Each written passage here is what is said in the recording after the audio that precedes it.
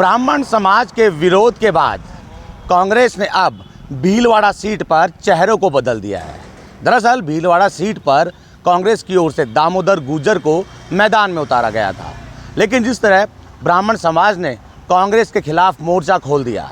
दरअसल कांग्रेस की ओर से एक भी ब्राह्मण नेता को टिकट नहीं दिया गया था, जिसको लेकर सब ब्राह्मण समाज की ओर से नाराज़गी व्यक्त की गई थी। नाराज़गी को भांपते हुए कांग्रेस ने सीट पर बदलाव कर दिया। भीलवाड़ा से अब सीपी जोशी को उम्मीदवार बनाया गया है।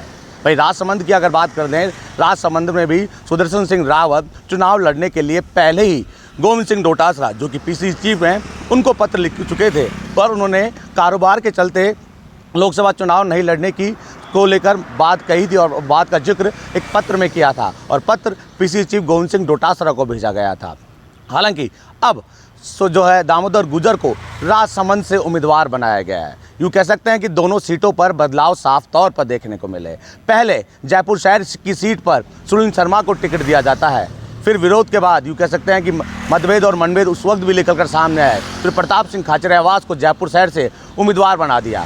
अब भीलवाड़ा में भी यही स्थिति देखने को मिली।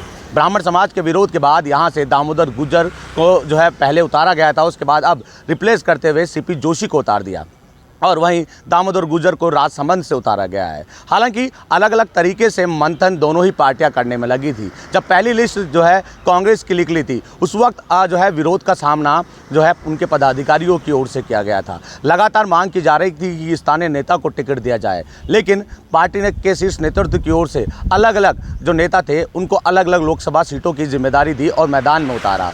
अब चूंकि भीलवाड़ा सीट से ब्राह्मण चेहरे को सीपी जोशी को उम्मीदवार बनाया गया है, तो ऐसे में जो विरोध था ब्राह्मण समाज का कुछ हद तक कम होता हुआ नजर आएगा, क्योंकि ब्राह्मण समाज लगातार मांग करने में लगा था कि जो सीट थी ब्राह्मण सीट, वहाँ से एक ब्राह्मण का जो है उम्मीदवार को हटाकर प्रताप सिंह खाचरियावास को लाया गया। जयपुर शहर से जो है सुनील शर्मा को टिकट दिया गया था, लेकिन उनका हटाकर प्रताप सिंह को लाया गया। उसके बाद ब्राह्मण समाज विरोध पे आ गया। अब चूँकि सीपी जोशी को भीलवाड़ा से उम्मीदवार बना दिया गया है और भीलवाड़ा के उम्मीदवार दामोदर गुर्जर को राजसमंद से उम्मीदवार बना दिया है, तो यूँ कह सकते हैं कि कुछ हद तक ब्राह्मण समाज की नाराज़गी दूर करने का काम भी जो है कांग्रेस की ओर से किया गया है। लेकिन इस सीट पर किस तरह सीपी जोशी जीत दर्ज करा पाएंगे और जो दामोदर गुर्जर है वो राजसमंद से किस तरह जीत दर्ज करा पाएंगे, ये भी देखने वाली बात होगी। फिलहाल ब्राह्मणों की नाराज़गी तो जो है कांग्रेस ने दूर कर दी है सीपी जोशी को मैदान में उतार कर।